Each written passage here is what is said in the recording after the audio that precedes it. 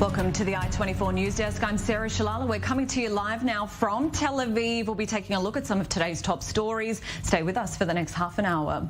The fourth shooting attack in just 2 weeks. Last night, Israel was rocked by yet another terror attack, this time in central Tel Aviv. It's the latest in a string of deadly terror attacks across Israel. The Palestinian man from Jenin in the West Bank captured near a mosque in Jaffa before he was shot dead early this morning by police after about a 9-hour manhunt. Around 15 people were injured, 2 are dead, 4 are in a serious condition. Palestinian factions praising the attack, celebrations also seen, but no one has claimed responsibility yet. We're getting some more insight now from our senior international affairs correspondent, Owen Alterman. He's joining us from Petah Tikva in Israel. Owen, as we speak, Bennett is holding a security assessment about the situation. Do you think we can expect some swift changes here on in? Yes, I think the big focus there is going to be on those who are Palestinians who are in Israel illegally, residing in Israel illegally. This terrorist was reportedly in that category. As you may know, Sarah, there is a sense abroad that Israel hermetically seals its borders for security reasons. The reality is very, very different, that many, many Palestinians cross what has become a very porous border between the West Bank and Israel proper, living in Israel, in the vast majority of cases, not to commit terrorist attacks, God forbid, but simply to feed their families, to get work in the Israeli economy, to be able to send money back, because there aren't enough permits for enough workers to meet the demand of the sectors here, particularly construction. And this category of people, obviously similar to illegal immigration and illegal migration in many, many parts of the world, from less developed countries to developed countries. But obviously this is an opening for trouble, because this is a large category of people who are totally unregulated. The authorities don't know who they are. There's no way to understand who's coming in. And I think that that dynamic, even if it's been helpful in a sense to the Israeli economy as a kind of informal economy, I suspect that that's about to end, certainly in the short term, because I think the authorities and I think the public now understand that there needs to be some action taken to have a sense of who is coming into Israel, to be able to understand that those people are coming here to work, to feed their families, and God forbid, not to commit acts of terror and murder. Also, it's important to note that the shooting happened outside a bar in a very cosmopolitan part of town in the heart of Tel Aviv. Oh, and this clearly heightening fears now among the people in the country. What's your take on what we can possibly expect over the next 10 days with the rare convergence of Ramadan? We also have Passover, and Easter is expected as well. Well, Sarah, there are a few elements. First, the obvious security element, right? It's been said so often over the past week or two that Israel is in a wave of terror, and the authorities have, because of the intelligence that they're getting, have warned that that wave is going to intensify as we go through the month of Ramadan. And, of course, we are now on the first Friday of the month of Ramadan, so many people are watching Jerusalem and the Temple Mount on this Friday. So obviously there's an expectation of the potential for more terror attacks. The hope, of course, is that the security services will continue, and we have to emphasize continue, despite what happened last night, continue to foil the vast majority of them. Sadly, as we saw last night, they're not able to foil all of them.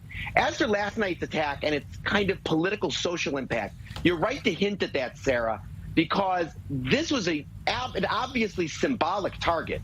The heart of a major entertainment district in the heart of Tel Aviv on a Thursday night, the main night to go out here in Israel, young people out.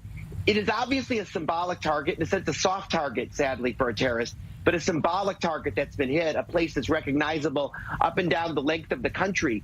And obviously, because of the fact that the terrorist wasn't caught for hours until the next morning, people in the center of Tel Aviv having to stay and barricade themselves inside their homes, the many, many young people out there in those bars and restaurants having to go away, I think that that will have a political impact. This hits not only affecting tens of thousands of people over the course of hours, but you have to ask yourself which tens of thousands of people. These are tens of thousands of people who live in the heart of Tel Aviv, in many cases, young professionals, opinion setters, people from the upper and upper middle classes.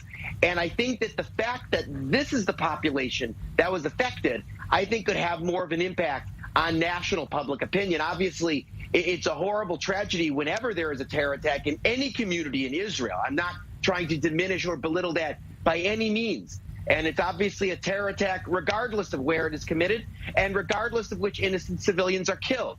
But the fact that it happened in such a symbolic location at such a symbolic hour, and the fact that it happened in the heart of Tel Aviv, one would imagine that this could have an impact on the way that the fight against terror is conducted in the short to medium term.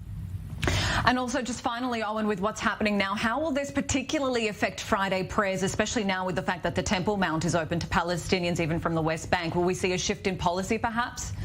It's a great question. I think it's too late for a shift in policy at this stage for today, I would imagine, Sarah.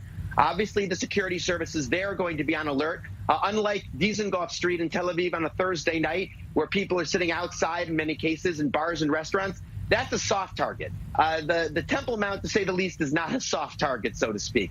The expectation is that this is a place that is where there could be clashes and there could be tensions and there could be attacks. So obviously the security services there will be out in full force. Sometimes, of course, that can backfire because it simply creates more tension. But the Israeli security services have long experience in how to manage an event like this one.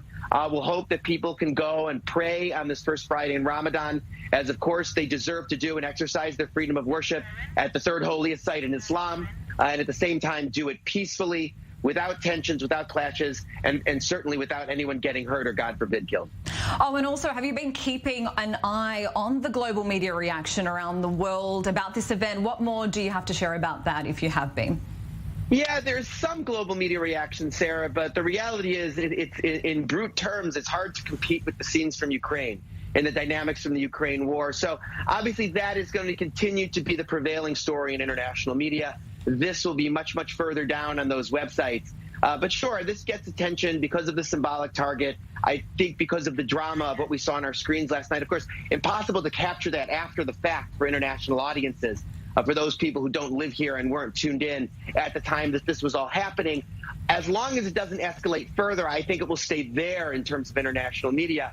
If, God forbid, we see a further escalation, as we all know from bitter experience, I expect it to rise up and go higher up on those websites.